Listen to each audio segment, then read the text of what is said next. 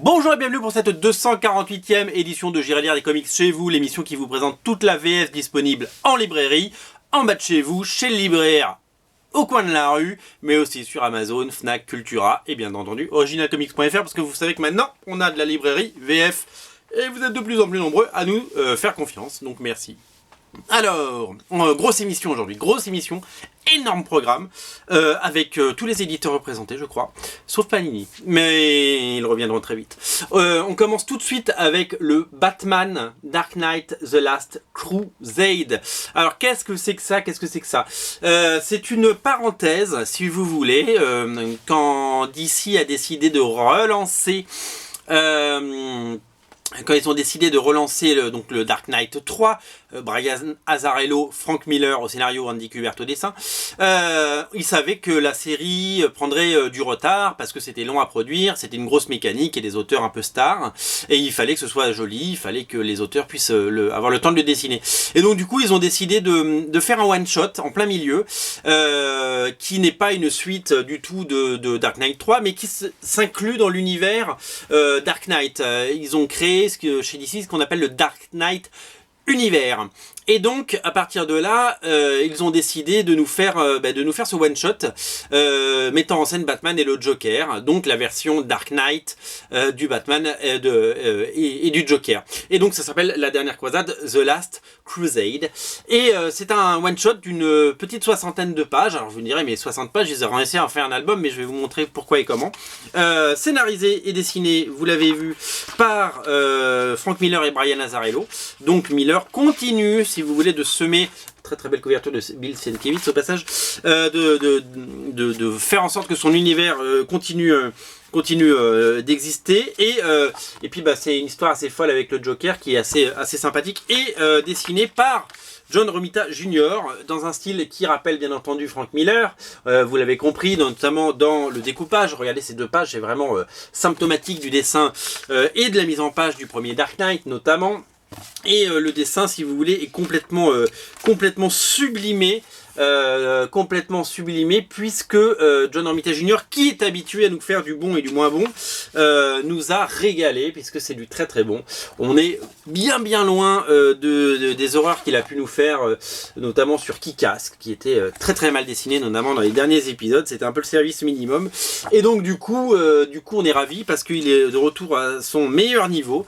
C'est le même niveau qu'on a pu le voir sur la série All Star Batman qui arrive très très bientôt en VF et qui existe déjà en VO. Vous pouvez commander les numéros sur originalcomics.fr bien entendu. Et donc voilà, c'est du très très bon, et ça fait plaisir de voir John Romita Jr. Alors pourquoi ils nous ont fait un album alors qu'il n'y a que 60 pages? Tout simplement parce que ils ont décidé de nous faire une version Director's Cut, puisque quand on arrive à la fin, ils nous rejouent l'épisode une seconde fois.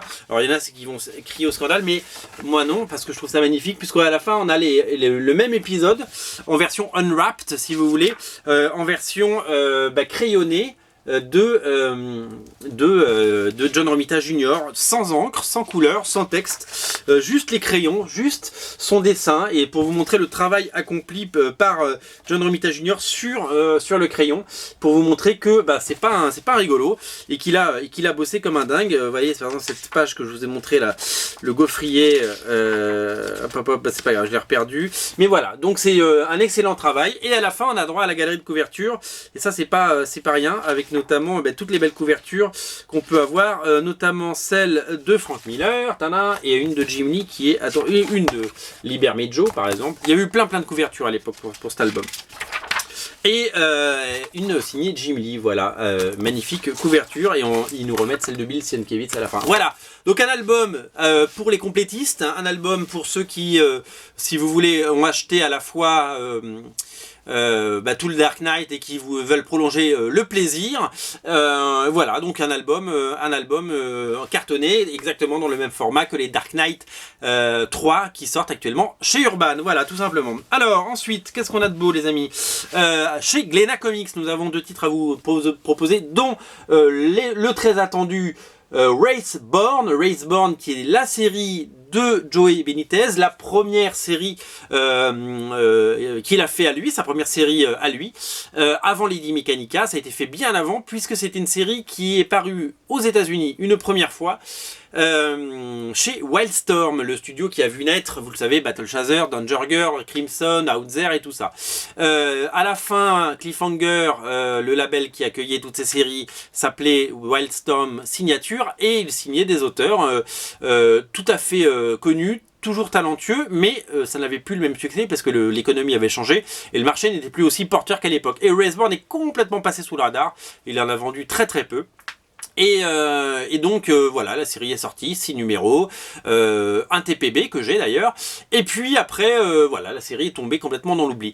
Joey Benitez a lancé Lady Mechanica chez Aspen, il a fait 2 épisodes et demi, puis il y a eu une pause de quasiment 2 ans et demi, puis il a créé Joey Benitez Productions et il a sorti Lady Mechanica, il a sorti plusieurs volumes, parce qu'il y a le 2e volume qui arrive en VF en mars chez Glénat Comics. Il a fait d'autres séries après, il y a eu The Lost Boy of West Abbey, il y a eu La Muerte de la Muerta, enfin voilà, il a fait plusieurs séries Lady Mechanica, et entre temps il a ressorti Raceborn chez Joey Benitez Productions, mais c'est pas, si vous voulez, cantonné de ressortir la série, il a également décidé de la retravailler parce qu'il avait vieilli, il avait mûri et il avait de nouvelles choses à raconter. Alors, il a retravaillé l'histoire, il a retravaillé les dialogues, il a retravaillé la mise en page, il a créé des nouvelles pages de transition, il a réordonné certaines pages, il y a des pages, des pans de l'histoire qui se jouaient, par exemple à la fin de l'épisode 1, il les a mis au début de l'épisode 2, etc. Il a redessiné, il y a des nouvelles pages dessinées, alors si vous n'avez, c'est la première fois que c'est édité en VF, donc vous ne connaîtrez jamais la première version, mais je vous raconte un peu l'histoire. Et donc il a dessiné lui-même des nouvelles pages qu'il a fait coloriser par Sabine Rich, par exemple, cette coloriste et dessinatrice qu'on aime beaucoup sur originalcomics.fr et sur Comics Place. Et donc voilà. Alors cette série, ça raconte quoi? C'est un petit peu le Witchblade, si vous voulez, de Joey Benitez. C'est l'histoire d'une nana qui s'appelle Mélanie Moore, étudiante sympa avec ses copines et tout, et qui va recevoir en cadeau, une espèce de cadeau du ciel ou cadeau empoisonné comme vous le voulez, ce qu'on appelle le Raceborn, quoi, c'est-à-dire ces pouvoirs qui lui confèrent tout l'héritage de tous les Raceborn d'avant, et donc des pouvoirs incroyables, et donc une épée, une armure, et puis les problèmes qui vont avec, puisque si vous héritez de ces pouvoirs, c'est parce que le monde est en danger et qu'il va falloir le sauver, voilà, tout simplement. Et donc du coup, voilà, c'est une histoire absolument que j'aime beaucoup, parce qu'en fait c'est un petit peu Witchblade bien fait. C'est-à-dire que Witchblade, il y a eu plein d'épisodes, il y a eu des bonnes choses, des moins bonnes, ils étaient dans le flux, ils savaient pas trop. Et donc sur les 150 épisodes de Witchblade, tout n'est pas bon.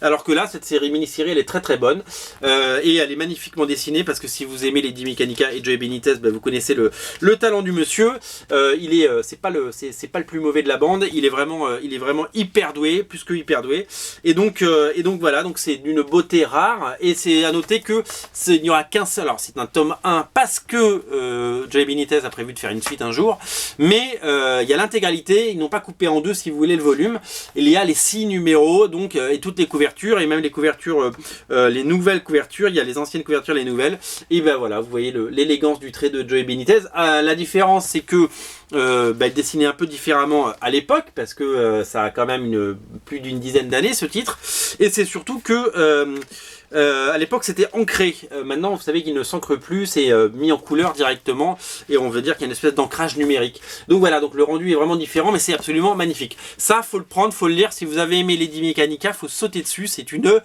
merveille.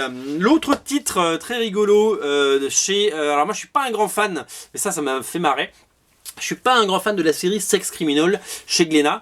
En revanche, ils ont sorti un petit guide carré, tout petit, ça s'appelle Sans Nuance. C'est Matt Fraction et Chip Zdarsky qui ont fait ça, et c'est un espèce de petit guide, de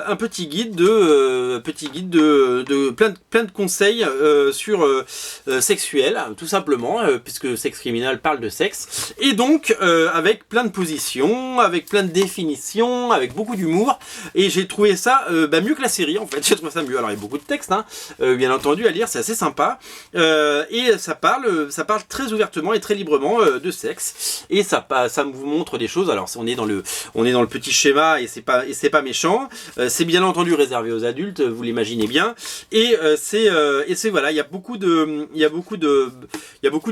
et il y a plein d'idées, de jeux coquins, de positions et de trucs, voilà. Donc c'est plutôt rigolo. Et je trouve que là-dessus, nos amis de Glénat ont eu du nez d'éditer ça, et c'est très bien parce que c'est complémentaire de la série, et je trouve que moi c'est même plus drôle parce que voilà, je vous dis, j'ai décroché très vite sur la série Sex Criminal, mais j'ai lu ça avec intérêt, et je trouvais ça plutôt rigolo. Voilà, donc sans nuance, disponible chez Glénat Comics, ça coûte moins de 10 balles. Alors là, c'est une très très belle révélation, on change d'éditeur, on passe chez Delcourt, les amis. Une très très belle révélation, je ne m'attendais pas du tout à cette série, je l'avais vu passer en VO, comme ça, quand je passais en boutique, et c'est une série donc de Marjorie Liu et de Sana Takeda. Marjorie Liu est une avocate, elle a travaillé chez Marvel, et Sana Takeda est une japonaise qui a travaillé chez Marvel. Elles ont déjà travaillé ensemble chez Marvel, et elles ont sorti une série chez Image Comics, ça s'appelle Monstress. La couverture est somptueuse, l'édition est magnifique, il y a un vernis sélectif, c'est un grand format chez Delcourt. Delcourt, ils sortent pas beaucoup de nouveautés, vous avez remarqué.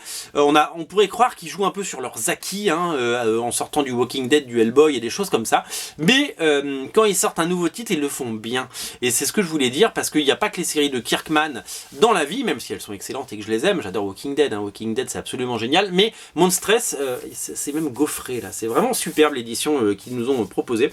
Donc ça nous propose le premier arc de Monstress que j'ai lu la semaine dernière, et qui donc est une série absolument magnifique. On est dans un cadre très héroïque fantasy, si vous voulez. On est un petit peu c'est le Lady Mechanica de chez Delcourt. On est dans, voilà, il y a de l'heroic fantasy, il y a du steampunk, et c'est absolument graphiquement parfait. Il y a toute l'élégance du trait japonais, mais on n'est pas dans le manga, on est vraiment dans l'estampe japonaise, on est vraiment dans ces choses-là. Et donc ça parle l'histoire raconte, c'est l'histoire de, elle s'appelle Maika Demilou. Et c'est une, en fait on est dans un futur un petit peu apocalyptique. Elle a survécu à cet apocalypse, et puis aujourd'hui, l'histoire commence, elle est vendue comme esclave. Et elle a un entre guillemets défaut, c'est que elle n'a qu'un bras, et donc ça pose des questions, et c'est surtout un critère voilà, comme elle est vendue comme esclave, on se demande un petit peu si elle est si vous voulez, si tout va bien. Et donc celle-là, c'est le début de l'aventure, et elle va devoir elle est dès le début emprisonnée, si vous voulez, et elle va devoir se défaire de ça, et de là ça va la mener vers une quête, et où elle va devoir lutter pour survivre, et ça va être absolument génial. Moi j'ai adoré, je l'ai dévoré, je trouvais ça absolument génial, et je trouvais ça absolument magnifique. Je vais vous montrer d'autres pages, parce que chaque page est un tableau, et c'est vraiment de toute beauté. Et si vous avez aimé Lady Mechanica pour toutes les qualités graphiques et cette histoire, voilà, je trouve que voilà, c'est tout simplement le Lady Mechanica de Delcourt, et je suis séduit par la beauté du trait, des dessins. Regardez, c'est tout ce qu'on aime dans l'art japonais, et la scénariste qui n'avait pas, je trouve à mon goût, performé chez Marvel, nous propose des choses très très bien. Alors chez Marvel, elle avait fait, souvenez-vous, du Dark Wolverine, du NYX, et c'est là-dessus qu'elle avait rencontré Sana Takeda, parce qu'elle avait dessiné la série NYX tout simplement. Voilà, Monstress, c'est une vraie belle surprise chez Delcourt. Voilà, absolument à lire de toute urgence. Qu'est-ce que je voulais vous montrer? Ça, Hellspawn, là chez Delcourt. Alors ça aussi c'est immanquable. Regardez la taille du pavé, c'est l'intégrale Hellspawn. Alors, qu'est-ce que Hellspawn? Vous connaissez certainement Spawn, je ne vais pas vous la faire à l'envers. Spawn, c'est la série de Todd McFarlane, créée en 1992, qui perdure. On en est à l'épisode, on en a combien, 260, je sais plus combien. Donc ça continue de cartonner, ça va continuer de cartonner. Ça se vend à 15 000 exemplaires tous les mois, mais c'est un public fidèle. McFarlane relance la série, etc. Et dans les années... à la fin des années 90, il a lancé la série Hellspawn. Pourquoi Hellspawn? Parce que finalement Spawn, le nom complet c'est Hellspawn tout simplement. Et parce qu'il avait voulu donner une autre vision de Spawn. Une vision plus dark, une vision plus gore. Donc il a fait appel à des scénaristes qui s'appelaient Steve Niles et Brian Michael Bendis, on va y revenir, pour proposer une version plus adulte de Spawn, moins super héroïque. Et il a fait appel à des dessinateurs très dark, qui sont Ashley Wood, Ben Temple-Smith et Bill Sienkiewicz. Si vous connaissez Bill Sienkiewicz, vous connaissez son univers graphique. Ashley Wood fait des merveilles, c'est un dessinateur absolument génial. Et Ben Temple-Smith, qui est un dessinateur qu'on voit beaucoup moins en ce moment, qui était une star, qui a fait des choses, mais qui je crois qui est un petit peu qu'on a un peu perdu en cours de route malheureusement. Je sais pas si ce garçon a une vie très saine. Moi j'avais eu le plaisir de le rencontrer, mais en tout cas il est très bizarre, mais il est très talentueux. Et donc voilà, donc on a 3 dessinateurs un petit peu dans la même veine. Regardez comment voilà, Spawn est très différent, si vous voulez, c'est peint et c'est absolument magnifique. Et c'est des histoires beaucoup plus d'horreur et d'adultes. On est très loin, enfin on est loin du Spawn avec ses chaînes et sa cape rouge. Là on est dans des couleurs beaucoup plus sombre et c'est absolument génial. Et alors pour lancer cette série à l'époque, il avait fait appel à un jeune scénariste que personne ne connaissait, qui s'appelait Brian Michael Bendis, parce que ça se situe avant Ultimate Spider-Man, avant tout ce qu'il a fait sur Ultimate, avant tout ce qu'a fait Bendis sur les Avengers et compagnie. Ça date d'avant. Il n'était pas connu, il faisait des séries chez Image Comics que personne ne lisait ou très peu, des séries de crimes, des séries noires comme Torso, comme Jinx, qui dessinait lui-même parfois. Et il avait du mal à percer, mais le talent était là, et Todd McFarlane, comme souvent, a puisé dans le talent de Brian Michael Bendis, qui nous avait proposé ça. Donc si vous voulez, c'est peut-être... vous me direz pourquoi Todd McFarlane continue à nous faire un Spawn comme grand public, si vous voulez, comme il le fait actuellement, mais ce Spawn, c'est ce que McFarlane a toujours voulu faire, et c'est ce qu'il voudrait faire sur le prochain film Spawn, qui verra peut-être le jour un jour. En tout cas, cette série, elle est d'une beauté sans nom. Regardez comme c'est beau, c'est magnifique, et ça se lit, c'est absolument génial. Et si vous avez aimé Spawn, et si vous n'avez jamais lu Spawn, c'est peut-être le moment de commencer par ça. Si le dessin vous plaît, si vous avez envie d'en savoir plus, et si vous n'avez jamais lu Spawn, c'était déjà sorti, tout n'était pas sorti chez Semic, mais là on a une intégrale, une édition absolument géniale. Merci Delcourt de nous proposer des éditions aussi belles. Rapidement, je passe sur l'intégrale Astronaut in Trouble, la série de Larry Young, dessinée notamment, parce qu'il n'est pas seul, par Charlie Adlard.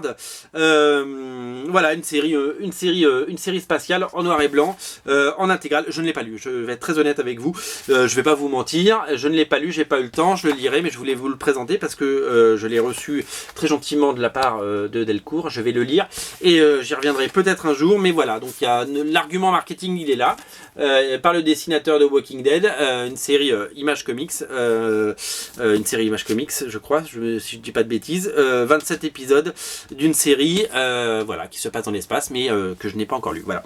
Alors on retourne chez Glénat, non pas pour parler d'un comics, mais vous parlez d'un artbook qui est plutôt un catalogue d'exposition, puisque ça avait fait l'objet d'une exposition, et on n'est pas dans le comics du tout, puisque nous sommes dans le Tribute to Otomo, c'est-à-dire le livre hommage consacré à Katsuhiro Otomo, vous le savez, des créateurs, dessinateurs, scénaristes de Akira, ce chef-d'œuvre que on a tous lu. L'idée était quoi? Glénat a organisé une grande exposition demandant à des artistes du monde entier, des stars du monde entier, des méga stars du monde entier, de dessiner un dessin hommage à Akira. Ça a fait l'objet d'une expo, d'un catalogue d'exposition qui est là, et donc qui est maintenant un artbook. Et donc ils ont demandé à des dessinateurs de dessiner un dessin sur l'univers de Akira. Là c'est Olivier Ledroit par exemple, Olivier Ledroit que vous connaissez bien entendu. Là on a Kim Jung-gi qui a fait un magnifique dessin en noir et blanc, hop je vous le montre. On a je sais qu'on a Olivier Coipel qui a fait quelque chose, Joël Jurion, un dessinateur qui monte et qui a fait un très très beau dessin. Donc il y a un dessin par Juan Jiménez, voilà, qui nous a fait une magnifique moto par exemple. Ça c'est pas dégueu, les dessins sont superbes. Si vous aimez Akira, il vous faut ce bouquin, c'est de toute beauté. Je sais que j'ai vu un dessin, je vais essayer de vous le trouver. Voilà, Olivier Coipel a dessiné un dessin sur Akira. Voilà, ils ont fait appel à des très très grands noms du dessin. Boulet, le dessinateur Boulet que vous connaissez, a fait un dessin avec Tetsuo. Voilà, moi voilà, j'ai découvert le manga papier Otto Schmidt, magnifique dessin d'Otto Schmidt. J'ai découvert la vie et l'œuvre de Sarah Pikeli. voilà, Katsuhiro Otomo, il a changé notre vie. Quand on a découvert Akira, on a tous pris une claque énorme. Et ben tout simplement, ce bouquin est merveilleux. Et si vous aimez Akira, il vous le faut. Voilà, c'est un très très beau livre. Merci Glénat de nous l'avoir fourni. Ça coûte 35 €. Je termine par le rayon presse pour vous signaler la naissance d'un nouveau magazine qui est consacré à la BD avec de la prépublication. C'est très rare de nos jours. Ça s'appelle Blandis. C'est édité par Tabou. Et Tabou, ils sont très connus parce que, alors par exemple, il y a des BD qu'ils éditent comme Omara, disponible sur originalcomics.fr, hop hop, vous le voyez là. Et ils sont spécialisés dans la bande dessinée érotique. Donc évidemment, vous avez des bandes dessinées érotiques, mais voilà, celle-là est assez grand public, si vous voulez. Enfin, grand public pour les adultes, hein, bien entendu. Il y a du rédactionnel comme dans tous les livres. Des bandes dessinées, je peux pas tout vous montrer parce que nous sommes, voilà, il y a des choses un peu plus hardcore et je peux pas montrer ça à la vidéo. Mais il y a aussi des reportages comme par exemple sur l'art nouveau et donc ces dessinateurs. Il y a un très très bon reportage sur Terry Dodson par exemple qui avait fait la série Songe et à la fin il y a même un tuto de Terry Dodson qui nous montre comment dessiner pas à pas pour dessiner comme lui. Voilà, c'est un bouquin très complet, ça fait une centaine de pages, ça coûte 6,50 €, ce qui est pas délirant. C'est un très bon magazine. Et je vous invite vraiment à vous jeter dessus. Voilà, moi j'ai vraiment adoré et je voulais vous en parler. Je voulais terminer l'émission avec ça. Voilà, c'était la 248e émission. On se retrouve très bientôt les amis. En tout cas, lisez de la VF. Rendez-vous sur originalcomics.fr. Maintenant, on a un très gros rayon librairie qui grandit tous les jours en VF. N'hésitez pas à prendre vos comics chez nous plutôt que sur d'autres sites. Voilà, pourquoi pas, tout simplement. Merci beaucoup. Salut, à bientôt.